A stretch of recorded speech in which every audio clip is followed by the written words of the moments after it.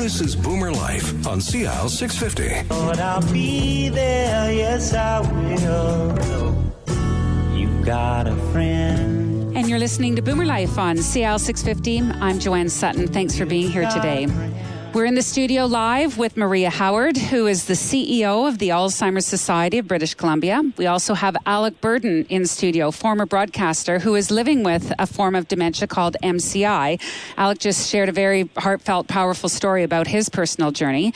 And the focus of today's show, it's all about personal connections to the disease. So we'll welcome our next guest on the phone now. We'll say hello to Bev Stanwood, a personal caregiver. Hi, Bev. Hi. Thanks for joining us today. I really appreciate you calling in.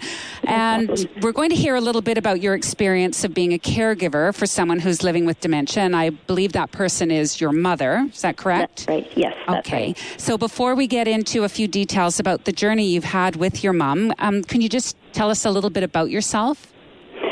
Sure. Well, I'm a registered nurse. I have more of a background in community health and have been working in the area of home support. So certainly the area of Alzheimer's and dementia care is something I've had quite a bit to do with in my professional life. I also live on the North Shore. I have 4 great kids and a dog and a pretty great life, I have to say. Oh, good. It's nice to hear that. So we understand that your mother has recently been moved into an assisted living environment that provides 24-hour care to meet her needs. But prior to that, was it you that was 100% responsible for her care? No, it was myself and my sister mainly. Is sort of how it all unfolded. That's how it started. She was living in an apartment on her own, which is just down the hill from where I live. So in terms of proximity, it was really quite easy to provide the care. So tell us a little bit about that journey when she was diagnosed and when you changed from being daughter to caregiver. Yeah, it's really been quite a journey, quite a heartbreaking journey, actually. And to be perfectly honest, I think it really took us a little too long to come to terms with the realization that what we were observing were not just normal signs of aging, but was in fact, Alzheimer's, and I guess that's denial.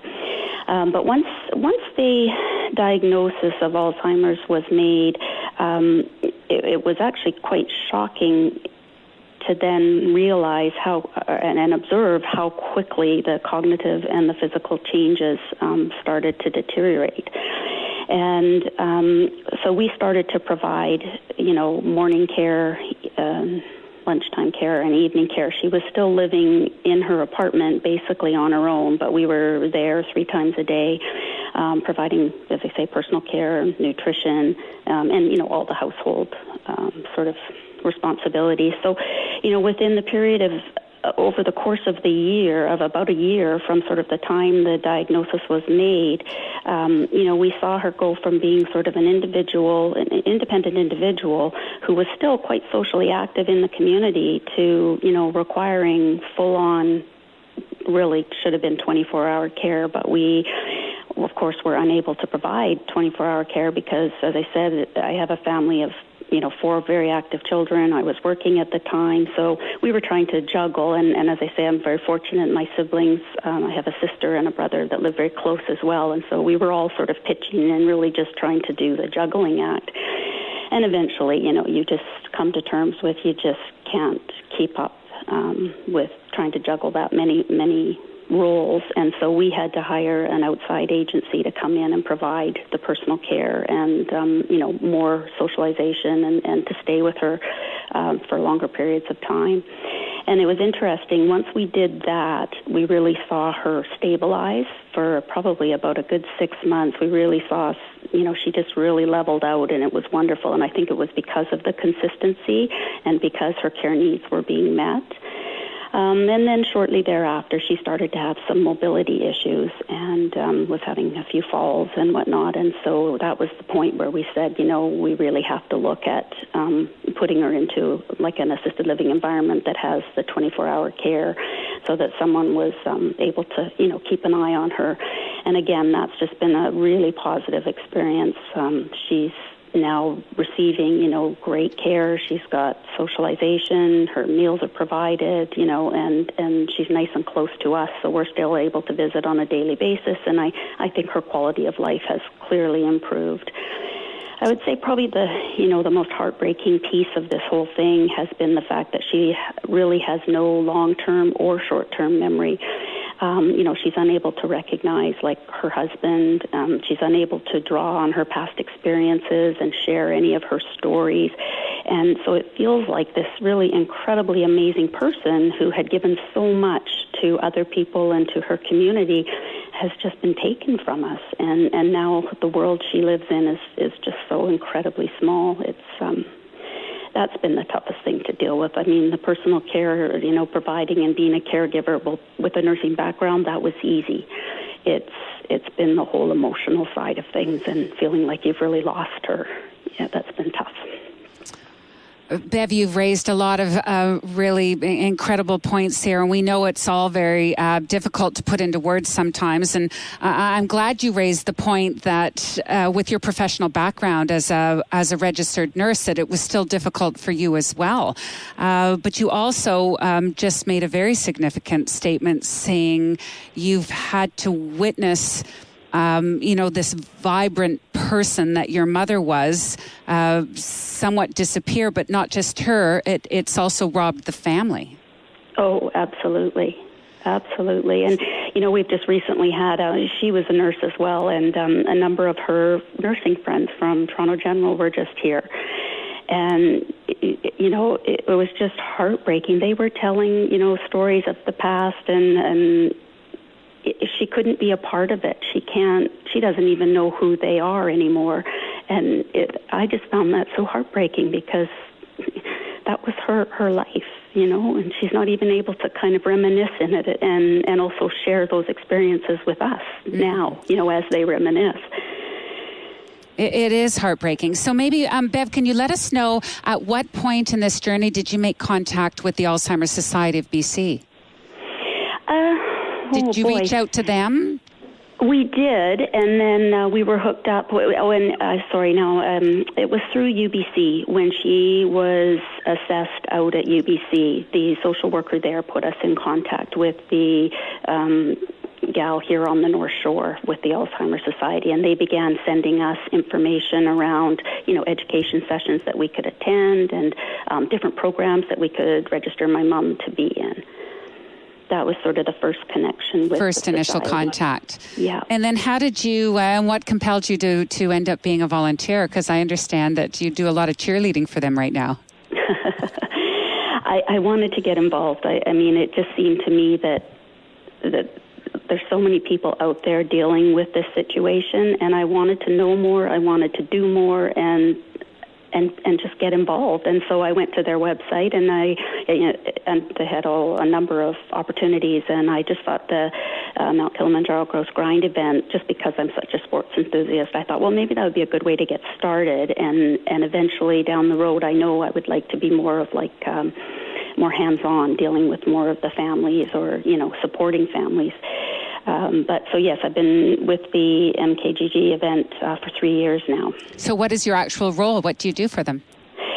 So I started as a team coordinator, but the last 2 years I've been doing the outreach coordinator position, which I kind of identified in my first year there that we needed more people to know about this event and what its purpose was. And so what I do is I try to identify community events where we could go and set up a booth and promote the event, the MKGG event, but also to raise awareness for Alzheimer's. And it's been an amazing opportunity because it's given me the opportunity to talk to so many people that are going through exactly what I'm going through. And again, they're not in the know. They don't know that there's these resources out there. They don't know there's classes they can take, and there's, brochures they can read. And so it just feels like we need to raise the awareness. We need to get help people to know that through these great fun events, you can raise funds to support the Alzheimer's Society to further their spread of information and increasing people's awareness. Sure, just start that conversation. That's why we have you here today. When we were speaking with Alec Burden just previous to calling you, Bev, one of the questions that came up in the interview was because Alec himself received a diagnosis of MCI, which is a form of dementia, mild cognitive impairment, and he said he found a way to deal with a lot of this with humor. Did you? I'm not sure if you ever reached that in your situation. I can't say. Well, I mean, I guess in a way we did as a family. We would sort of have to laugh at the situations or the things that my mom was doing in terms of some of her behavior, because it was sort of comical. Where she would hide her money in some very interesting spots, and I guess we did. It maybe isn't the first thing that would come to mind in terms of how I've dealt with this, but certainly humor has played a role. Yeah. I think so. Is there anything else that you would like to say, Bev? Is there any advice, any other thoughts, any sentiments you could share with us today? Well, I think, when I was sort of trying to think about what's important to communicate, it's just that what I said a minute ago. It's really letting people know that the Alzheimer's Society is there for them, like that. It's not just about research and trying to find a cure. It's also they're there to support, and they've got the resources, and they've developed the programs, and there's things that people can get involved with that could certainly make life easier and make them realize they're certainly not in this alone. Thank you for sharing your story today, Bev Stanwood. No problem. Thanks for the call. And good luck on the Mount Kilimanjaro Grouse Grind. I know you've got an administrative role and a support role and a cheerleading role, but do you actually do the event yourself? I will, because I also tend to be the sweeper that just makes sure that everybody's made it up the grind, and I take down all the signage on my way. So yeah, I sort of close down the grind. Oh, that's wonderful. So look for Bev as the sweeper on the 25th when you're on the grouse grind. Thanks again for joining us. No problem. Thanks so much. Personal connections to Alzheimer's disease is what we're talking about today. And our next guest is a sporting legend in this city. We're going to be hearing from the Whitecaps top brass on BoomerLife on CL 650. Don't go away. Celebrating the baby boomer lifestyle. This is Boomer Life on CL 650.